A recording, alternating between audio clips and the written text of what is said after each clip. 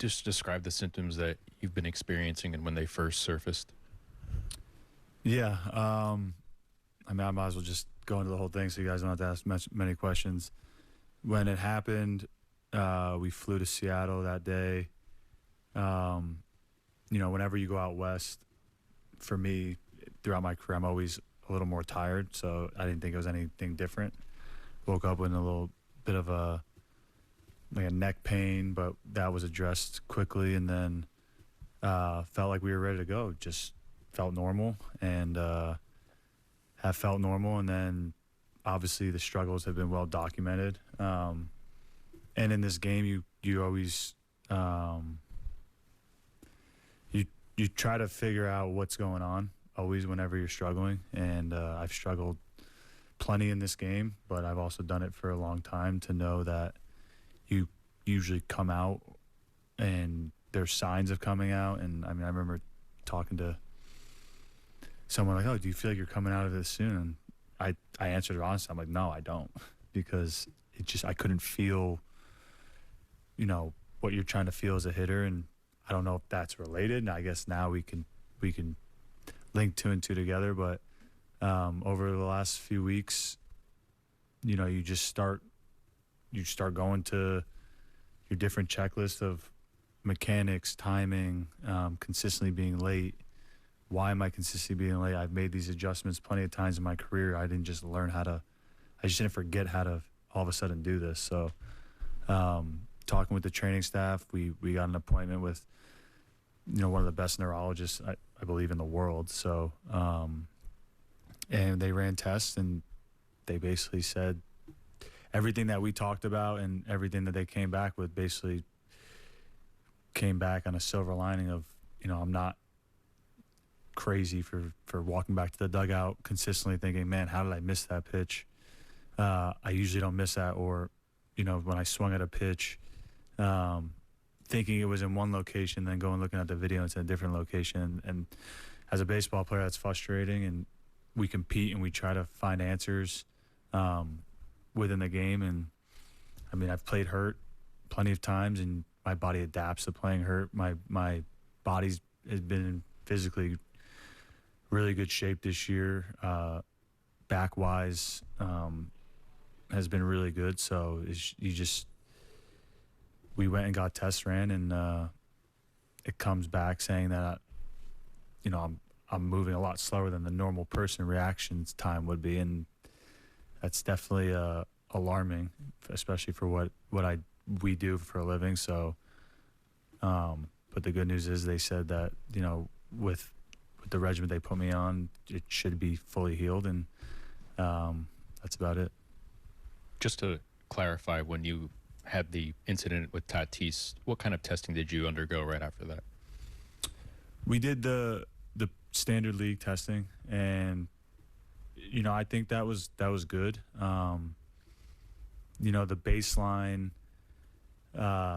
for that was fine. There was really no symptoms. It's not like I had headaches afterwards. It's not like I was really losing memory afterwards or anything like that. So we went through those plans. Our training staff handled it very well and respectfully, and it's something that the neurologist said too. These things cascade afterwards. Maybe you don't initially feel the initial, every concussion is different, so you don't feel the initial blow, but what happens is then your brain starts cascading into these little, the scientific terms, but and I guess that's what happened. And waking up feeling, the way I kind of describe it is, you go to bed sober and you wake up a little hungover. And when that happens, I'm like, that doesn't seem normal. But again, it's August 2nd. It's the travel that we go through, so it's always weighing that. Like, am I just tired? Am I just extra fatigued? Am I putting a lot of pressure on myself to do better? So you weigh all these things, but then when you get the test ran, it definitely is a little bit of relief. But I mean, as a competitor, you just never want to let your team down when you're out there playing. Oh, this is tricky. Did you think this would sideline you for a while? No, it's a great question. we're gonna test again pretty frequently, and the doctors, the doctors that we met with were really amazing. Really took the time, and they're confident that this will fully heal. It's one of those things where, if you're playing with a sprained ankle, the sprained ankle is never going to get better. Where this is kind of similar. So once it gets better, you're better. And the biggest thing is not having to worry about injuring the brain after you completely heal. Brian, to the left. Susan, to the Anthony, right. we heard you complained about some fogginess at the end of the Baltimore series. Was it the 5 strikeout game that really set off alarm bells for you? No, it was before that.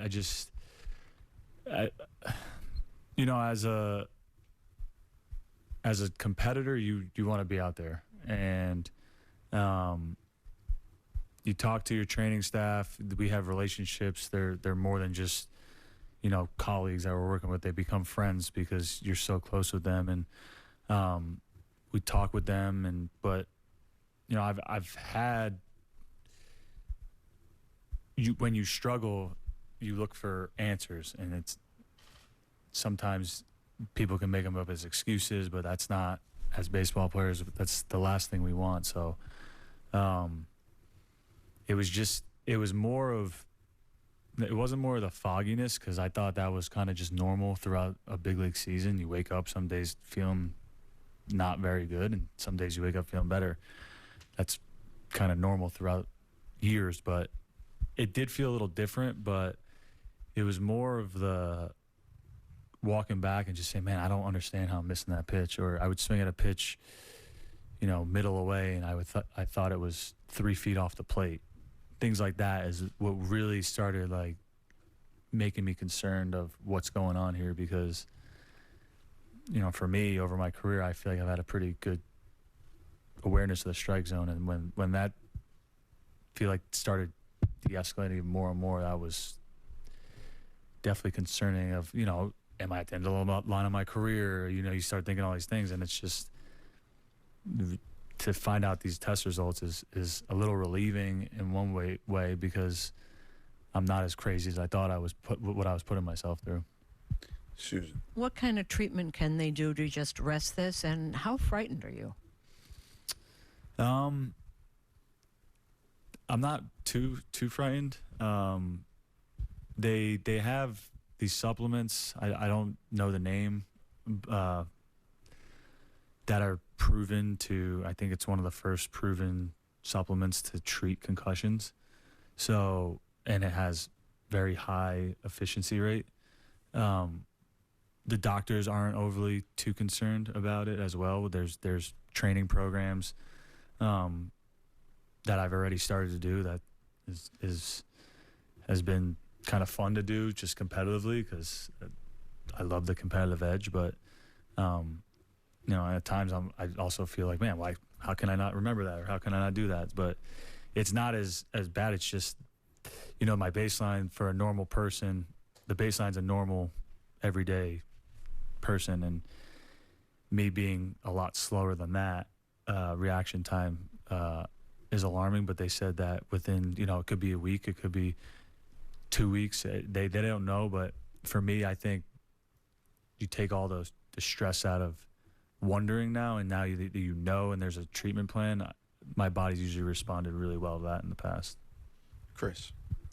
If you complained about the fogginess at the end of the Baltimore series, did you feel mentally able to play in the Tampa series? Yeah, I mean, I'm mentally to play right now. I'll play with, I've tried to stay and play and let the stuff that I'm taking run its course, and see next week if I get better. And as long as we're trending up, just keep playing. It's really hard as a competitor not to play. And good, bad, or indifferent, the best thing to do is be on the field with the guys. So, mentally, I feel like I can go out there. I can mentally go out and play today. It's just you're just playing super behind the 8 ball, and the risk now of knowing that there was a concussion, post-concussion, whatever you want to call it, something to happen again with a big collision could be not so good. And at any point over these past few months, did you ever express to the Yankees that, hey, like I would like to get some testing because I don't feel right? Or is it just recently that you did this? No, just recently we talked about it. You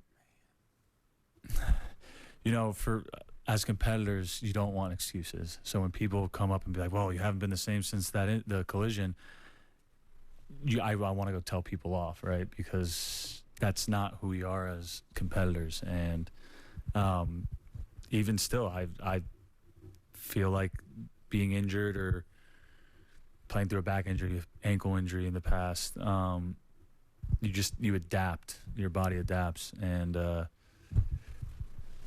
you know, obviously with this, I did everything I could. And it's unfortunate. The hardest part is missing time because I want to be out there. I want to be playing. And but also, too, I want to play at a level that I know I'm capable of playing at. Just for clarity with the timeline, when exactly did you first start feeling symptoms? When did you report them to the team? And when did you see the neurologist? I probably first started feeling symptoms when I got collided at first with. Well, because earlier it was said Yeah. you didn't feel concussions. No. I'm speaking Yeah, I hear specifically you. about concussion symptoms. I mean, I think concussion symptoms are so broad. You know, I don't know what, I'm just going off of coming back to the plate, saying to myself, what's going on? And I know this game's really hard. There's struggles in this game. And then, you know, that just the feeling, the consistent feeling of waking up or throughout the day feeling a little hazy. Like I explained, waking up feeling hungover and you didn't drink at all. Anyone who's woken up hungover can relate to that. That was like, I don't know how long I had that for, because throughout the year, there's times where, I mean, most of you know who are on the beat with us, you're traveling early mornings or late nights, you're getting in early, you're getting in late, you're waking up, you're playing 13 straight, off day, you're flying home, you know, it's all a balancing act. And for me, I'm fine, right? There's no thing in the collision. Like, I'm fine. I'm playing baseball. I'm living my normal life. But then talking with the staff and kind of letting them know I don't miss these pitches. You know, I don't consistently miss these pitches that I've been swinging at and missing, really just blatantly missing big time, not even coming close. So I don't know. I can't put a stamp on when that happened, but the last few days, I kind of voiced it a little more, and they said they're going to call in the doctors, and they got us in, and yesterday was the day. So With the neurologist. with the neurologist, yeah, Gotcha. yesterday. Thank you. Andy in the back. Zach, go ahead. Did this impact you at all, the field? See that it's, you know, I caught myself sometimes forgetting the outs, but that's normal playing so much. But it kind of just like 2 outs or 1 out, and I would look at the scoreboard like, is there 3 outs? But nothing, like, again, that's normal throughout the year of just looking up at the scoreboard, making sure there's as many outs as you think there are. They're just all little things that I maybe notice now that this is all coming to play, but no, I don't think it's affected me on the field baseball wise. My reaction time is way off, and I mean, in our sport you need to have every single edge. So I mean, obviously, yes, it did affect me, but yeah, that was the only thing I noticed defensively but that was, I mean, again, it's not like I'm fully, I mean, the doctors, I'm fully cleared to do pretty much everything. Just anything that can result in high trauma you have to be really careful of. So it's not like my memory's short or things like that. It's just, it's hard to explain. Take a couple more, Andy. Yeah, I was just going to ask you if, other than obviously hitting major league pitching is a very high level skill, is this affecting you other than the fogginess in your day to day life with your family or just as you go about your day? Yeah, I don't think so. No, no. The answer is, I've been for 2 months coming in and staying on top of my workouts and staying on top of my routines. So, I think now that we've addressed this and have time to go about taking the supplements and letting my brain heal properly, as the doctors would say, I guess everything would get better. But the way I was explained to me is, you don't really know you have this fog or haze on you until, it's like glasses, until someone puts a lens on you and be like, oh, I don't need glasses, and they put a lens on you and you can see so much clearer. So I'm hoping, I feel fine now, I feel great now, but I'm hoping, in the next few days, week, 10 days, who knows how long it's going to be, I feel even back to I don't know, a better version of me. Last one, Anthony. Anthony, when Aaron was telling us about your injury, he called it cognitive impairment. Was that the phrase that was used to you by the doctors? And when you hear that, does that make you worry beyond what could mean for baseball? I mean, I think with the doctors, the phrases are phrases, whatever. It's more of what's going on. My wife and I were in the office explaining everything. She's explaining stuff. I'm explaining stuff. They're taking it all down. Then they go and look over the tests, and everything that we said basically lines up to their test results. And they said basically it was highly likely that you had a concussion that dates back to when you had a high trauma impact. And to miss it is not uncommon because these sometimes concussions, the word they use is cascade. So it's like these little things happen over time that the brain just isn't working the right way as it should be functioning. Now, on an everyday normal life standpoint, I'm not worried at all. From what I love to do, is there a little bit of worry? Yes, but there's no, just the rest and the treatment, the success of people overcoming this, not really overcoming, but the concussion residing and being completely back to normal. They say once you're back to normal, you're back to normal, and you're not really in risk. You're not as in risk as anyone else would be. Okay. Thank you, Anthony, for the time.